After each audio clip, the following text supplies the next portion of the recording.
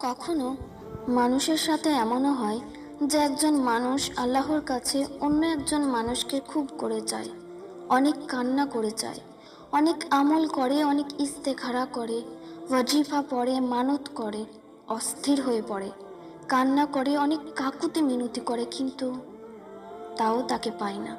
তারপর একটা সময় আসে যখন সেই মানুষটার চোখের পানি শুকিয়ে যায়, ওয়াজিফা ভুলে যায়, যে মানুষটাকে সে রবের কাছে চাইতো সেই রবের প্রেমে পড়ে যায়।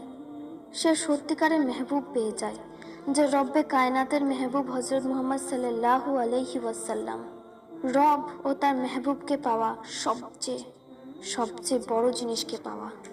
মানুষটা তখন রব ও তার মেহবুবের হয়ে যায় আর বলে, দুনিয়াবাসী, তোমরা যা চাও আমার কাছ থেকে ছিনিয়ে নিয়ে যাও, কিন্তু তুমি আমার রব ও তার মেহবুব হজরত মুহাম্মদ সাল্লাল্লাহু আলাইহি ওয়াসাল্লামকে আমার থেকে ছিনিয়ে নিতে পারবে না। অতঃপর মনের পরিবর্তন হয়ে যায়। সব সময় জিকির আজগারে মগ্ন থাকতে ভালো লাগে, সেজদায় পড়ে থাকতে ভালো লাগে। রবের স্মরণে তার মনের শান্তি আসে।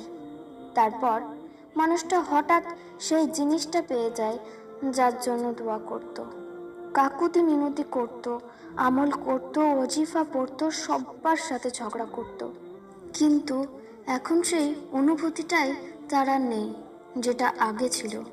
কারণ সে রবের ভালোবাসাকে চিনেছে। সত্যিকারের ভালোবাসা অন্য সব ভালোবাসাকে ভুলিয়ে দেয়।